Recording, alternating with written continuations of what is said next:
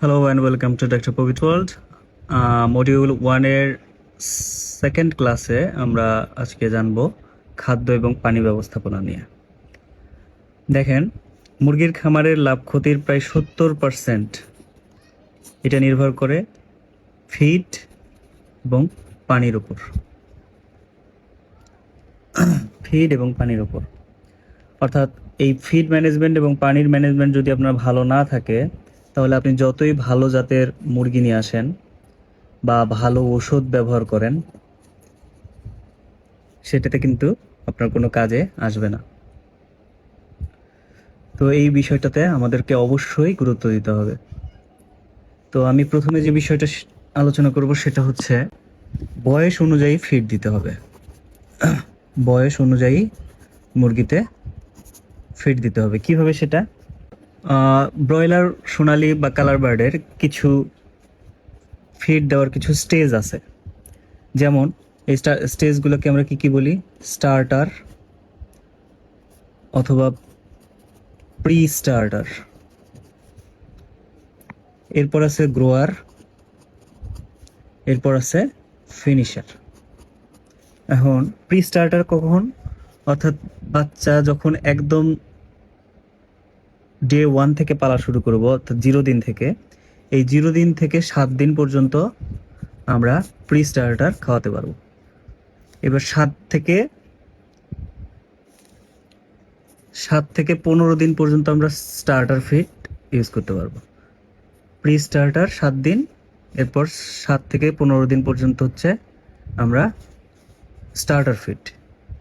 Grower ফিডটা আমরা use করব কত? 15 থেকে 25 দিন পর্যন্ত। এবং ফিনিশার ফিড এটা আমরা ইউজ করব 25 থেকে 35 দিন। এখন বাংলাদেশের বাস্তবতায় আমরা দেখি যে প্রি স্টার্টার ফিডটা অনেকে 8 দিন পর্যন্ত ব্যবহার করে, স্টার্টার ফিডটা 18 দিন পর্যন্ত ব্যবহার করে, এবং গ্রোয়ার ফিড এটা ইউজ করে সবাই 28 বা 30 দিন পর্যন্ত। আর ফিনিশার ফিডটা 30 দিনের পর থেকে ব্যবহার শুরু করে বিক্রি পর্যন্ত। তো এটা আসলে যে যেভাবে চায় করতে পারে, তবে অ্যাকচুয়াল নিয়মটা হচ্ছে এটা। এখন এই ফিডের কিছু টাইপ আছে, যেমন স্টার্টার বা প্রি স্টার্টার ফিডগুলো মূলত হয় ক্রাম্বল টাইপের। ক্রাম্বল, এগুলোকে বলা হয় ক্রাম্বল ফিড, অর্থাৎ গুঁড়া খাবার। গুঁড়া খাবার বলতে একটু ভাঙা ভাঙা ভাঙা ভাঙা অংশ থাকবে। আর হচ্ছে গ্রোয়ার গ্রোয়ার ফিডটা হয় বা স্টার্টার, অনেক স্টার্টার ফিডও কিন্তু আমরা ক্রাম্বল আকারে থাকে, এবং কিছু আছে পিলেট আকারে। এরপর হচ্ছে ফিনিশার ফিড। ফিনিশার ফিডগুলো থাকে মূলত পিলেট আকারে, বড় সাইজে। তো এই হলো হচ্ছে আমাদের ফিডের টাইপ। এখন কোন ফিড কেন দিব এটা আমাদেরকে জানতে হবে। যেমন বাচ্চা যখন খুব ছোট থাকে, তখন স্বভাবতই খাবারটা যাতে সে ভালোভাবে খাইতে পারে, এই জন্য ক্রাম্বল সাইজের ফিড দেওয়া হয়, এবং স্টার্টার ফিড দিয়ে শুরু করতে হয় বা প্রি স্টার্টার ফিড দিয়ে শুরু করতে হয়।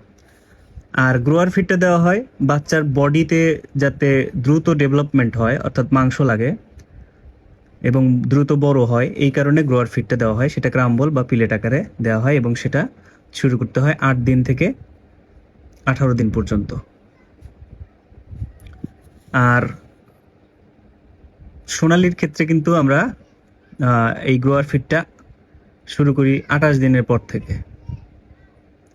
কালার বার্ডের ক্ষেত্রে আমরা সাজেস্ট করি 25 দিনের পর থেকে। এবং সবশেষে যে ফিনিশার, এটা হচ্ছে ফিনিশারে একটু প্রোটিন কম থাকে, বাট এটা বডি দ্রুত মেটাবলিজম অ্যাক্টিভিটি এবং দ্রুত ওজন বৃদ্ধির ক্ষেত্রে এটা ব্যবহার করতে হবে। তো এটা অনেকেই ফিল্ডে ব্যবহার করে না, তারা গ্রোয়ার দিয়েই চালান শেষ করে, কিন্তু এটা ব্যবহার করলে মাংসের টেস্টটা বেড়ে যায়। তো আমাদের যেহেতু মাংসের টেস্ট আমরা চিন্তা করি না, আমরা ব্যবসায়িক চিন্তাটাই করি, তো সেক্ষেত্রে গ্রোয়ার দিয়ে আপনারা ব্যাস শেষ করতে পারবেন। এখন এখানে কিছু গুরুত্বপূর্ণ বিষয় জানতে হবে, সেটা হচ্ছে বাচ্চা যখন আসবে শেডে প্রথম 24 ঘন্টা হচ্ছে তার জন্য সব থেকে ইম্পর্ট্যান্ট সময়। এই সময় আপনি যদি ভালো মানের ফিড কোম্পানি থেকে ভালো মানের প্রি স্টার্টার বা স্টার্টার খাবারটা সংগ্রহ করতে পারেন, সেই সাথে পানি পরিষ্কার, আপনার ডিপ টিউবওয়েলের পানি বা সাপ্লাই পানি, এটা যদি ভালোভাবে দিতে পারেন, তাহলে এই প্রথম 24 ঘন্টায় বাচ্চার ভাগ্য নির্ধারিত হবে বা পারফরমেন্স নির্ধারিত হবে যে সে পরবর্তীতে কতটা ভালো রেজাল্ট দিবে আপনাকে। তো এটা ব্রিডিং ম্যানেজমেন্ট নিয়ে আমরা পরে কথা বলবো।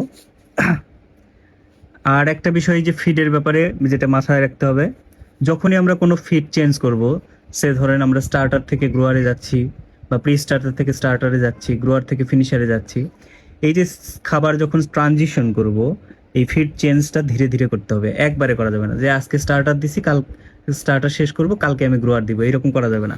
একটা রুলস ফলো করতে হবে, সেটা হচ্ছে 25% নতুন ফিড আর 75% হচ্ছে পুরাতন ফিড। এটা প্রথম দিন দিয়ে শুরু করতে হবে। দ্বিতীয় দিন আমরা কি করব, এটা 50% আর নতুনটা 50%। নতুন ফিড রাখবো এখানে 75% আর পুরাতন রাখবো 25%। এবারে চতুর্থ দিনে যায় 100% নতুন ফিড দিব। এটা হলো ফিড চেঞ্জের নিয়ম। যখন আমরা স্টার্টার থেকে গ্রোয়ারে যাবো, গ্রোয়ার থেকে ফিনিশারে যাবো, এইভাবে চেঞ্জটা করতে হবে। অর্থাৎ হুট করে একদিনে করা যাবে না, ধাপে ধাপে করতে হবে। আর এই চেঞ্জ করার সময় অবশ্যই আমাদেরকে খাদ্যে বা পানিতে একটা ভালো মানের প্রোবায়োটিক ব্যবহার করতে হবে, একটা ভালো এনজাইম ব্যবহার করতে হবে এবং মেট্রোনিডাজোল গ্রুপের একটা অ্যান্টিপ্রোটোজোয়াল বা অ্যান্টিবায়োটিক ড্রাগ ইউজ করতে হবে। করলে আপনার খাদ্য চেঞ্জজনিত যে ডায়রিয়াটা শুরু হয় এইটা, বা ফিসিস বিভিন্ন টাইপের আসে, পানি পায়খানা করে বা খাদ্য হজম হচ্ছে না, এই ধরনের সমস্যা হয়, এই সমস্যাগুলো থেকে মুক্ত হতে পারবেন। আর হচ্ছে আর একটা বিষয় হচ্ছে, মুরগিকে যত বয়স বেশি হবে তত পিলেট খাবার দেওয়ার অভ্যস্ত করবেন। পিলেট খাবার দিলে কি হবে, মাংসের মুরগির এফসিআরটা খুব ভালো হয়, অর্থাৎ ওজনটা খুব দ্রুত আসে। আচ্ছা, এবার সাধারণ কিছু ভুল আমরা করি, সেই ভুলগুলো নিয়ে কথা বলি। যেমন আমরা যে সময়ে যে ফিডটা দেওয়া দরকার, যেমন স্টার্টার স্টেজে যে নির্ধারিত সময় আছে এর মধ্যে স্টার্টার ফিডটাই রাখতে হবে, প্রি স্টার্টার ফিডটাই দিতে হবে, মানে সময় অনুযায়ী ফিডটা দিতে হবে। আমরা যদি স্টেজ অনুযায়ী ফিডটা না দিই তাহলে মুরগির কিন্তু বিভিন্ন ধরনের ডাইজেস্টিভ ইস্যু, অর্থাৎ বদহজম, পাতলা পায়খানা, এন্টারাইটিস, ডায়রিয়া, এ ধরনের সমস্যা তৈরি হতে পারে বা খাবার হজম হবে না।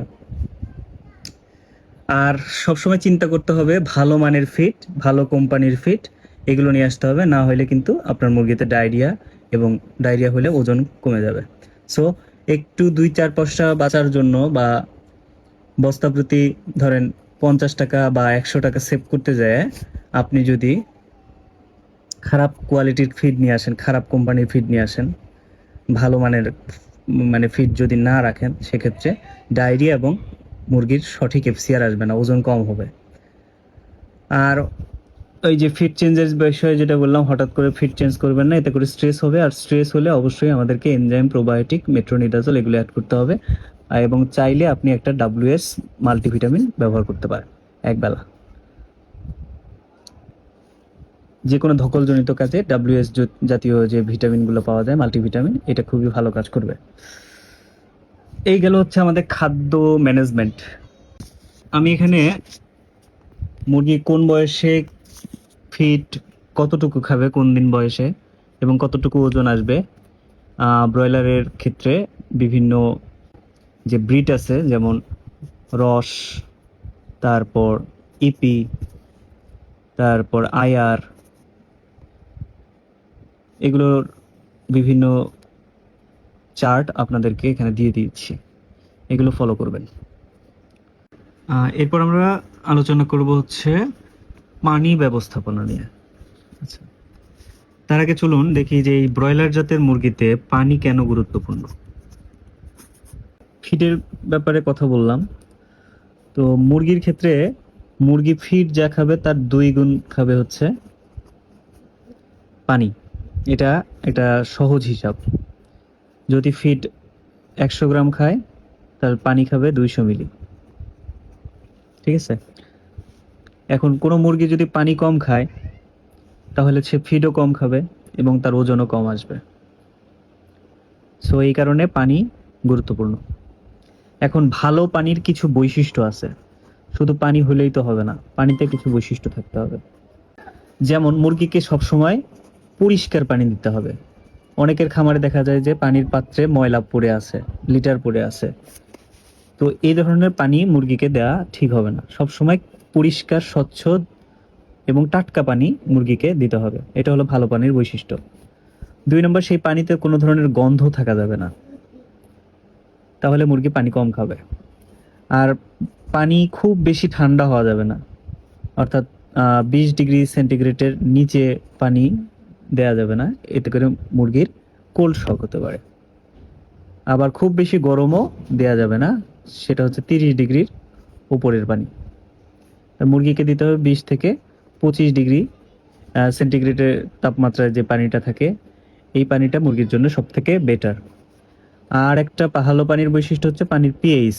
পানির পিএইচ টেস্ট করে দেখতে হবে সেটা 6.5 থেকে 7.5 পিএইচ এর মধ্যে আছে কিনা। যদি থাকে তাহলে সেটা স্ট্যান্ডার্ড পানি। এই হলো ভালো পানির বৈশিষ্ট্য। এখন পানিটা কিভাবে দিবেন? মুরগির, ব্রয়লার জাতের মুরগির ক্ষেত্রে পানিটা সব সময় দিয়ে রাখতে হবে। মানে মুরগি চাইলেই যাতে পানি পায়, সব সময় অ্যাভেলেবেল রাখতে হবে, কোনো ধরনের শর্টেজ রাখা যাবে না। আর প্রতিদিন ড্রিঙ্কার, পানির যে ড্রিঙ্কার অর্থাৎ পানির পাত্র, এটা প্রতিদিন পরিষ্কার রাখতে হবে। আপনি নোংরা পাত্রে প্রতিদিন পানি দেয়া যাবে না। আর গরমের দিন কি হয়, গরমের দিন পানির ইনটেকটা বেড়ে যায়, মানে মুরগি বেশি পানি খায়। তো সেই সময় দেখা যায় যে মুরগির লিটার বেশি ভিজে যায়। তো এই ক্ষেত্রে একটু বেশি নজরদারি করতে হবে। আচ্ছা, যদি পানির কোয়ালিটি খুব খারাপ হয়ে যায় সেক্ষেত্রে কি হবে? সেক্ষেত্রে মূলত যেটা হয় সেটা হচ্ছে পানির কোয়ালিটি খারাপ হলে পেটের সব ধরনের সমস্যা তৈরি হয়, যার কারণে লক্ষণ হিসেবে দেখা যায় যে মুরগির ডায়রিয়া বা পাতলা পায়খানা হচ্ছে। পানির কোয়ালিটি যদি খারাপ হয় সেক্ষেত্রে কক্সিডিওসিস হবে, লিটার ভিজে যেয়ে কক্সিডিওসিস হবে, রক্ত আমাশয়। এবং কিছু পানি ঘটিত ব্যাকটেরিয়াল ডিজিজ আছে, যেমন enteritis, E. coli, Koli enteritis, salmonella, এ ধরনের ব্যাকটেরিয়াল ইনফেকশন হবে। আর এগুলো যখন হবে তখন আলটিমেটলি মুরগির গ্রোথ কমে যাবে, ওজন কমে যাবে। সো খারাপ পানি কখনোই দেওয়া যাবে না। তাহলে পানি ভালো রাখার জন্য অনেকে পানিতে জীবাণুনাশক ইউজ করেন, এটাকে আমরা বলি ওয়াটার স্যানিটাইজার বা ওয়াটার স্যানিটেশন। এখন এই ওয়াটার স্যানিটেশন বা জীবাণুনাশক কেন দরকার? আমরা বললাম যে পানির মাধ্যমে অনেক ধরনের জীবাণু ছড়ায়, রোগ তৈরি হয় পানির মাধ্যমে। এই জীবাণু, ভাইরাস, ব্যাকটেরিয়া, ফাঙ্গাস এগুলো ছড়াতে পারে। সো এই কারণে পানিতে জীবাণুনাশক মাঝে মাঝে ব্যবহার করতে হবে। আর একটা হচ্ছে প্রতিদিন পানির পাত্রে পানি জমতে জমতে পানির সাথে ময়লা বা অন্যান্য জীবাণুর সংমিশ্রণে বায়োফিল্ম তৈরি হয়। এটা পানির পাইপের ভিতরে বেশি হয়। আর আমরা যে ব্রয়লারের পাত্রে দিই, পানির পাত্রে, ড্রিঙ্কারে, এখানে খুব বেশি হয় না, কারণ এটা রেগুলার পরিষ্কার করে। তারপরেও বায়োফিল্ম চোখে দেখা যায় না যেহেতু, তো বায়োফিল্ম তৈরি হতে পারে। তো বায়োফিল্মের ভেতরে আমরা যেহেতু বললাম যে অনেক ধরনের ব্যাকটেরিয়া আসে, বসবাস করে, তো সেক্ষেত্রে কিন্তু সহজেই মুরগি সংক্রমিত হতে পারে। এই জন্য পানিতে আমরা জীবাণুনাশক ব্যবহার করি। আর জীবাণুনাশক হিসেবে কি কি ব্যবহার করি? যেমন ক্লোরিন বেসড কিছু জীবাণুনাশক আছে, যেমন আপনারা টিমসেন ইউজ করেন, তারপরে ব্লিচিং পাউডার ইউজ করেন, এগুলো জীবাণুনাশক। এক্ষেত্রে ক্লোরিনটা সব থেকে সস্তা জীবাণুনাশক। তো এটা আপনারা অবশ্যই ডাক্তারের পরামর্শ নিয়ে কোন ডোজে ব্যবহার করতে হবে সেটা জেনে নেবেন। আর একটা বলছিলাম আয়োডিন, আয়োডিন বেসড কিছু জীবাণুনাশক আছে, যেমন পোভিডন আয়োডিন, এটা পোভিসেপ নামে পাওয়া যায়, ভায়োডিন নামে পাওয়া যায়। এগুলো ভাইরাস, ব্যাকটেরিয়া সবগুলোর বিরুদ্ধেই কাজ করে। তো এটা দিয়েও জীবাণু মুক্ত করতে পারেন পানির পাত্র, খাদ্যের পাত্র। আর একটা জীবাণুনাশক আছে হাইড্রোজেন পারঅক্সাইড। এই হাইড্রোজেন পারঅক্সাইড পানির লাইনে যে বায়োফিল্মটা আছে, এই যে এই বায়োফিল্ম পরিষ্কার করতে হাইড্রোজেন পারঅক্সাইড ব্যবহার করা হয়। এটা নিয়ে আমি ছোট একটা ছবিতে শেয়ার করব। হাইড্রোজেন পারঅক্সাইড, আয়োডিন এবং ক্লোরিন বেসড যে জীবাণুনাশকগুলো আছে এগুলো কিভাবে ব্যবহার করবেন সেটা সেই ছবিতে দেয়া থাকবে গ্রুপে। এখন জীবাণুনাশক যখন ব্যবহার করবেন পানিতে, ভ্যাকসিন দেওয়ার দিন অবশ্যই কোনো ধরনের জীবাণুনাশক আপনাকে ব্যবহার করা যাবে না। ভ্যাকসিন দেওয়ার আগের দিন, ভ্যাকসিন দেওয়ার পরের দিন কোনো ধরনের জীবাণুনাশক এবং ভ্যাকসিনের দিন কোনো ধরনের জীবাণুনাশক ব্যবহার করা যাবে না, বন্ধ রাখতে হবে। সেটা ফার্মে স্প্রে করে হোক বা মুরগির ওপর স্প্রে করে হোক, এগুলো বন্ধ রাখতে হবে। আর জীবাণুনাশকটা আপনার রেগুলার ব্যবহার করলে ভালো, কিন্তু কেউ যদি অসমর্থ থাকেন সেক্ষেত্রে সপ্তাহে 2 থেকে 3 দিন আপনারা জীবাণুনাশক ব্যবহার করবেন এবং ডোজটা অবশ্যই মাথায় রেখে ব্যবহার করবেন। বিভিন্ন কোম্পানির জীবাণুনাশক পাওয়া যায়, সেই ডোজটাই ফলো করবেন। কোন ক্ষেত্রে ব্যবহার করতেছেন সেটাও জেনেই ব্যবহার করার চেষ্টা করবেন। ওভারডোজ করবেন না, তাহলে কিন্তু মুরগির ক্ষতি হয়ে যাবে। যেমন হাইড্রোজেন পারঅক্সাইড, আয়োডিন, ক্লোরিন সবগুলোই কিন্তু এগুলো জীবাণুকে যেহেতু মারতে পারে, তো বেশি ডোজ দিলে এগুলো কিন্তু আপনার মুরগিকেও মারতে পারে। সো এগুলো ব্যবহারের পূর্বে অবশ্যই কোনটা ব্যবহার করতেছেন সেটার ব্যবহার নির্দেশিকা জেনে তারপর ব্যবহার করবেন। তো এই হলো পানির ব্যাপার। এখন পানি আর খাদ্য ব্যবস্থাপনা আমি একসাথে রাখছি এই কারণে যে এই দুটার মধ্যে খুবই গভীর একটা সম্পর্ক রয়েছে। মুরগি যদি পানি কম খায় তাহলে সে খাদ্য কম ইনটেক করবে। আবার ফিড যদি খারাপ হয় তাহলে পানির ইনটেক বেড়ে যাবে। আবার যদি হিট স্ট্রেস হয় তাহলে মুরগি পানি বেশি খাবে। তাই এই দুটোকে একসাথে আপনাদেরকে ম্যানেজ করতে হবে। খাবার, পানি পরস্পরের সাথে একসাথে ম্যানেজ করতে হবে। আর কিছু টিপস শেয়ার করি আজকের এই আলোচনায়। সেটা হচ্ছে, নতুন যখন বাচ্চা ফার্মে আসবে, নতুন বাচ্চা যখন আসবে ফার্মে, বাচ্চা আসার পর বাচ্চাকে প্রথমে পানি দিতে হবে। আপনারা যেটা করেন, বাচ্চাকে আসার পর নামায়ে পানি আর খাদ্য একসাথে দেন, কিন্তু আগে দিতে হবে পানি। এর ঠিক 2 ঘন্টা পরে আপনাকে খাদ্য দিতে হবে, ঠিক আছে? আর পানিতে প্রথম 3 দিন আপনাকে ব্যবহার করতে হবে গ্লুকোজ সমৃদ্ধ স্যালাইন এবং সাথে দিতে হবে ভিটামিন সি, অর্থাৎ শরবতের মতো কাজ করবে যেটা। তবে বাচ্চা আনার পর ব্রুডিংয়ে ছেড়ে আপনি যেটা করবেন সেটা হচ্ছে গ্লুকোভেট, যেটার ভিতরে গ্লুকোজ বেশি থাকে এবং ভিটামিন সি দেওয়া আছে। এই গ্লুকোভেট আপনারা ব্যবহার করবেন। এটা প্রথম 6 ঘন্টার পানিতে, এরপরে যখন বাচ্চা খাবার খাওয়া শুরু করবে তখন আর এই গ্লুকোভেট দেওয়ার প্রয়োজন নাই। সেক্ষেত্রে তখন একটা ইলেকট্রোলাইটে চলে যাবেন, সেটার নাম হচ্ছে গ্লুকোলাইট বা ইলেকট্রোমিন বা রেনালাইট। এই ধরনের লাইট প্রিপারেশন যেগুলো মানে ইলেকট্রোলাইট, এগুলোতে চলে যাবেন। তখন আর গ্লুকোভেট দেওয়া যাবে না, কারণ তো সেখানে গ্লুকোজ বেশি থাকে, আর গ্লুকোজ বেশি হইলে কিন্তু বাচ্চার ডায়রিয়া হবে। সো তখন আপনারা গ্লুকোলাইটে চলে যাবেন। প্রথম 6 ঘন্টা শুধু গ্লুকোভেট, এখানে ভিটামিন সি দেয়াই থাকে, আপনি চাইলে আলাদা করে ভিটামিন সি দিতে পারেন। এবং এই গ্লুকোলাইট সহ ভিটামিন সিটা আপনারা বাকি 3 দিন রাখবেন ব্রুডিংয়ে, একবেলা করে দুপুরবেলা। আর পানির পাত্রের ক্ষেত্রে একটু বলি, পানির পাত্রের ক্ষেত্রে ড্রিঙ্কারের উচ্চতা বাচ্চার চোখ বরাবর, পানির পাত্র থাকবে বাচ্চার চোখ বরাবর, ঠিক আছে? আর ফিডার থাকবে বাচ্চার ঠোঁট বরাবর,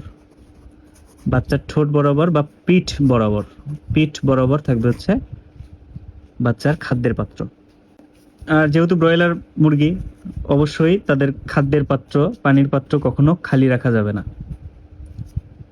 গেল। এখন আমাদের কিছু বড় ভুল আছে খামারিদের। সেই বড় ভুলগুলো কি কি?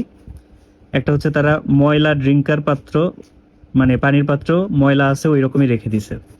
এটা করা যাবে না, এটা ভুল। আবার পানিতে সারাদিনের জন্য ওষুধ দিয়ে রাখছে। পানিতে কিন্তু ওষুধ সর্বোচ্চ 4 ঘন্টা পর্যন্ত তার অ্যাকশন ধরে রাখে। তার মানে আপনি যদি 6 ঘন্টা, 8 ঘন্টা, 12 ঘন্টা, অনেকে 24 ঘন্টা দিয়ে রাখে, এটাতে কিন্তু কোনো ফায়দা হবে না। তো ওষুধের পানি ব্যবহারের সময় অবশ্যই আপনাকে 4 থেকে 4.5 ঘন্টা পর্যন্ত রাখতে হবে। এর বেশি ওষুধের পানি রাখা যাবে না, তাহলে ওষুধের অ্যাকশন থাকবে না। তারপর একই সাথে ভ্যাকসিন দিচ্ছেন, আবার একই সাথে মেডিসিন চালাচ্ছেন, মানে ভ্যাকসিন দেওয়ার পর পরের পানিতে মেডিসিন চালাচ্ছেন, অ্যান্টিবায়োটিক চালাচ্ছেন বা পিএইচ চালাচ্ছেন, এগুলো করা যাবে না।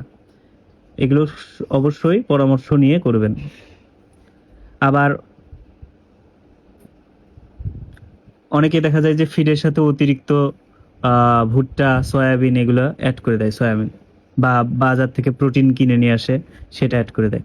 এটা তো করা যাবে না, কারণ ব্রয়লারের জন্য যা প্রয়োজনীয় যে প্রোটিন সেটা কিন্তু ফিডে দেয়াই থাকে। বাড়তি করে এগুলো দিয়ে এলে কি হবে, মুরগির পায়খানা হবে, পাতলা পায়খানা হবে, লিটার ভিজে যাবে, আর লিটার ভিজে গেলে লিটার বাই যে রোগগুলো আছে এগুলো আক্রমণ করবে। সো এই খাবার এবং পানি ব্যবস্থাপনার ক্ষেত্রে এই বিষয়গুলো আপনারা মাথায় রাখবেন। তো ফাইনালি যদি আমি বলি কি, যে আপনার খামারে যদি সঠিক ফিড থাকে, সেই সাথে পরিষ্কার পানি থাকে, এবং সেই সাথে একটা ভালো মানের জীবাণুনাশক রাখতে পারেন, এই তিনটা মিলে আপনি কি পাবেন, ভালো একটা এফসিআর পাবেন, মুরগির দ্রুত ওজন আসবে এবং মুরগির রোগ বালাই কম হবে।